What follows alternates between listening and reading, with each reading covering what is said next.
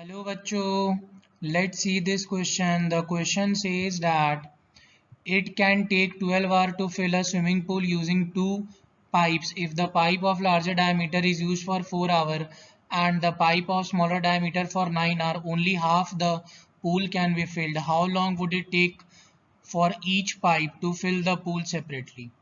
So बच्चों, इस question में जो की कॉन्सेप्ट यूज होने वाला है वो है number 1, linear equations of two variables को हम लोग सॉल्व करेंगे with the help of elimination method. ये सबसे पहला कॉन्सेप्ट यूज होने वाला है। एंड सेकेंड कॉन्सेप्ट बच्चों, statement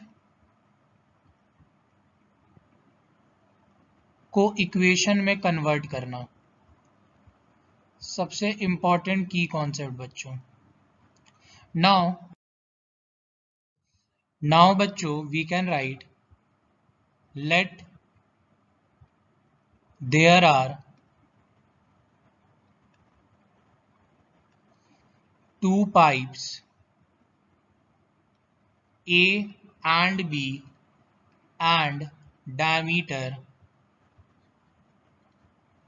of A is larger than B। सो यहाँ पे हम लोग देख सकते हैं अपने पास दो पाइप है A और B। A वाले पाइप का डायमीटर बड़ा है और B वाले पाइप का डायमीटर छोटा है, हम लोग ने मान लिया। So now we can take कि लेट pipe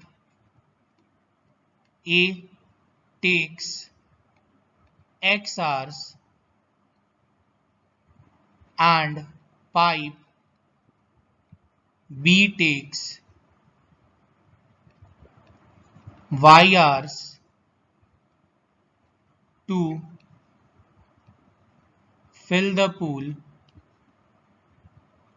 separately। अलग अलग हम लोग देखें तो मान लेते हैं कि पाइप ए को x घंटा लग रहा है और पाइप बी को y घंटा लग रहा है पूल को भरने के लिए। सो नाउ अब हम लोग क्या निकाल रहे हैं बच्चों कि in 1 hour pipe A can fill the pool.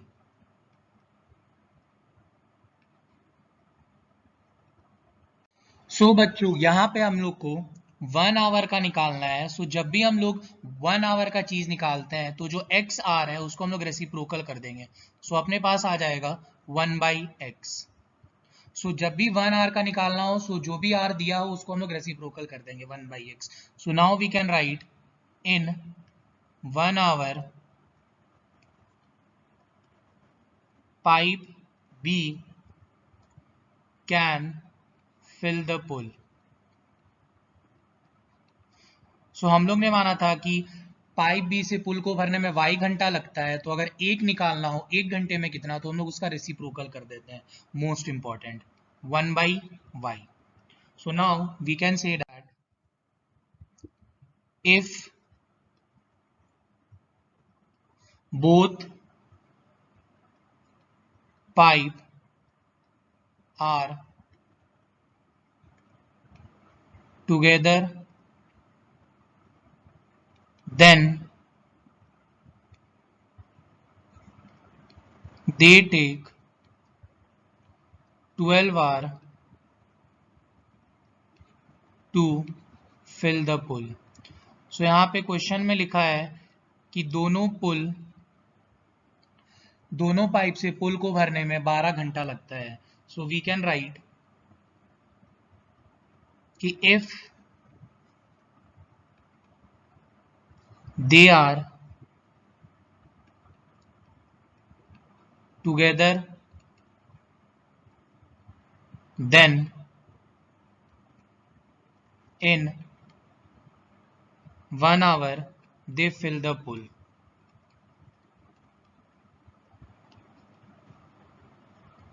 सो यहाँ पे बच्चों हम लोग क्या कर रहे हैं कि हर एक टर्म को 1 आवर के टर्म्स में निकाल दे रहे हैं। सो यहाँ पे हम लोग जैसे ए पाइप से देख रहे थे कि x घंटा लगता है, तो हम लोग बोले 1 आवर में कितना लगता है, तो हम लोग रेसिप्रोकल कर दिए 1/x। हम लोग माने थे बी पाइप से y घंटा लग रहा है पुल को भरने में, तो हम लोग 1 घंटे में कितना भरेगा निकालने के लिए क्या कर दिए, y का रेसिप्रोकल कर दिए। अब दोनों पाइप जब साथ में चलता है तो उसको भरने में 12 आवर लग जाता है, तो हम लोग हर एक टर्म को 1 आवर के रिस्पेक्ट में निकाल रहे हैं, तो 12 को भी जब 1 आवर के रिस्पेक्ट में निकालेंगे सो आएगा अपने पास 1/12। So now we can say that therefore 1/x plus 1/y equal to 1/12। ये बना अपने पास पहला इक्वेशन। एंड नाउ अब अपने को सेकेंड क्वेश्चन का लाइन बोल रहा है कि जो पाइप है लार्जर डायमीटर उसको 4 घंटा लग रहा है, और जो पाइप छोटा डायमीटर है उसको 9 घंटा लग रहा है भरने में। So now we can write, हम लोग माने थे कि 1 घंटा में पाइप ए से पुल को भरने में 1/x लगता है, सो वी कैन राइट 4 घंटा में पाइप ए को भरने में 4 × 1/x लगेगा। ये वही बात है बच्चों, दैट इज यूनिटरी मेथड, कि एक चॉकलेट का दाम अगर 5 रुपए है तो 5 चॉकलेट का दाम होगा 25 रुपए, दैट इज 5 × 5 25। तो अगर अपने को किसी भी एक चीज का दाम पता है तो हम लोग बाकी का निकाल सकते हैं मल्टीप्लाई करके। जैसे हम लोग बोलते हैं कि एक पेन का दाम है 10 रुपए, तो 10 पेन का दाम कितना होगा, 10 × 10 दैट इज 100 रुपीज। तो हम लोग क्या किए, मल्टीप्लाई। सेम यहाँ भी है कि 1 घंटा में पाइप ए से भरने में अगर 1/x लगता है तो 4 घंटा में पाइप ए से भरने में कितना लगेगा, 4 × 1/x। So we can write in 4 hour pipe A can fill the pool equal to 4 × 1/x, so we can write 4/x. So now जैसे मैंने आपको पहले बताया था कि 1 घंटे में पाइप बी से भरने में अगर 1/y घंटा लगता है तो 9 घंटे में कितना लगेगा पाइप बी से भरने में, that is 9 × 1/y, unitary method. So we can write in 9 hour pipe B can fill the pool is equal to 9 × 1/y, that is 9/y hours। And अब हम लोग फाइनली बोल सकते हैं कि, और बोला क्या है कि जब हम सेकेंड केस में जब हम दोनों को भरते हैं तो कितना लगता है, आधा अपना भर जाता है। Then they fill half of the pool, क्या बोला है तभी कितना भरता है, half of the pool can be filled. So now we can write कि now they fill half of the pool, so we can write 4/x plus 9/y is equal to 1/2। so ये बना अपने पास second equation.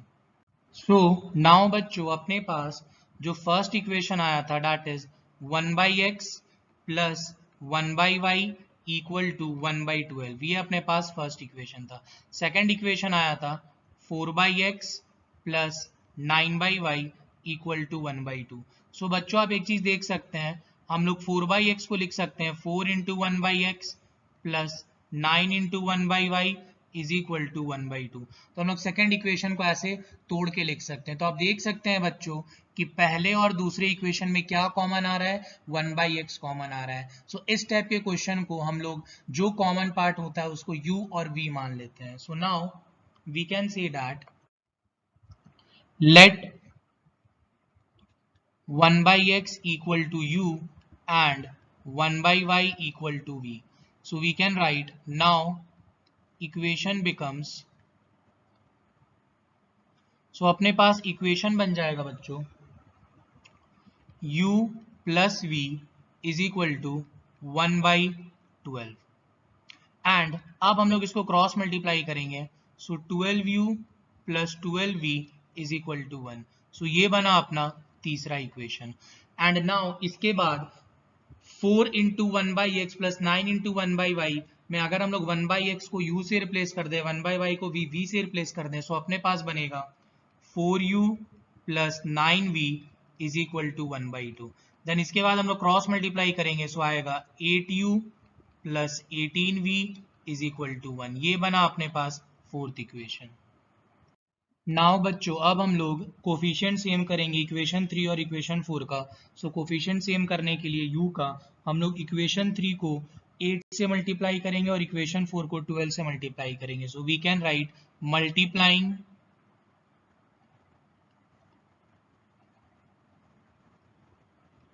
Equation 3 by 8 we get. So अब हम लोग equation 3 को 8 से मल्टीप्लाई किए, सो अपने पास आया 96u plus 96v is equal to 8। ये बना अपने पास इक्वेशन नंबर 5। अब हम लोग इक्वेशन 4 को 12 से मल्टीप्लाई करेंगे, सो अपने पास आएगा multiplying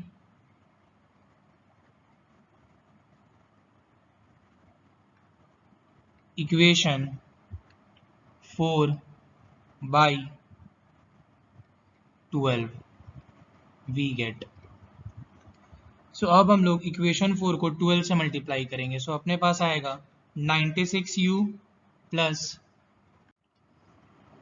216v is equal to, we can write 12 into 1 comes out to be 12। ये बना equation number 6।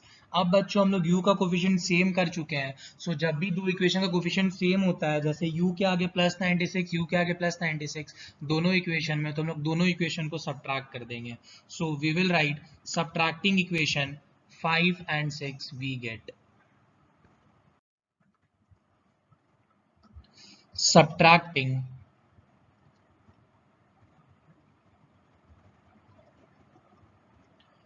Equation 5 and 6 we get. So now बच्चों अपने पास 5 है, 96u plus 96v is equal to 8 and यहाँ अपने पास है 96u plus 216v is equal to 12। Subtract करते समय नीचे वाली इक्वेशन का साइन चेंज हो जाता है, माइनस माइनस माइनस। सो ये कटा अपने पास। नाउ वी कैन राइट, अब हम लोग 216 में से 96 को माइनस कर देंगे, सो अपने पास आएगा minus 120v is equal to आएगा -4। 8 माइनस 12 लेके सॉल्व करेंगे, माइनस माइनस कटा, सो v का वैल्यू आया 4/120 comes out to be v का वैल्यू 1/30। सो ये बना अपने पास इक्वेशन नंबर 7। अब बच्चों हम लोग इक्वेशन नंबर 7 को पुट करेंगे इक्वेशन 3 में। So we can write putting equation 7 in equation 3 we get. So अब जहां जहां v है वहां पे 1/30 बैठा दो। सो अपने पास इक्वेशन 3 है 12u plus 12v equal to 1। So we can write 12u plus 12 into 1/30 is equal to 1. So we can write 215, 26, 35, 32. So we can write 12u is equal to 1 minus 2/5. So we can write 12u is equal to 5 minus 2/5. So we can write 12u is equal to 3/5. So we can write 12 multiply में right hand side जाके divide में, so 3 divided by 5 into 12, so ये अपने पास कटा 1/4। so we can write u is equal to 1/20। so now बच्चों अपने पास आया therefore u is equal to 1/20 and v is equal to 1/30। पर बच्चों हम लोग u को माने थे 1/x और v को माने थे 1/y। so we can write कि since 1/x equal to u and 1/y equal to v, so अब यहाँ पे हम लोग डेटा बैठाएंगे 1/x equal to 1/20 रेसिप्रोकल करेंगे, so x का वैल्यू आएगा 20 एंड यहाँ पे हम लोग बैठाएंगे 1/y equal to 1/30। जब हम लोग रेसिप्रोकल करेंगे सो y का वैल्यू आएगा 30. So we can write therefore x equal to 20 and y equal to 30. And now we can write कि hence the pipe A will take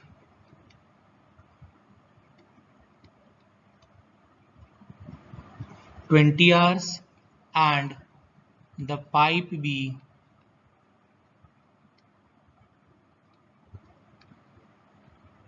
will take 30 hours.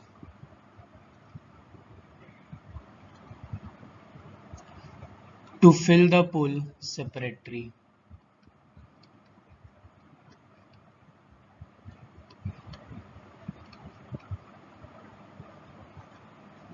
So now बच्चों इस question का correct answer आया अपना x equal to 20 and y equal to 30 and we can write hence the pipe A will take 20 hours and the pipe B will take 30 hours to fill the pool separately. Hope you guys understood it well. Best of luck. Thank you.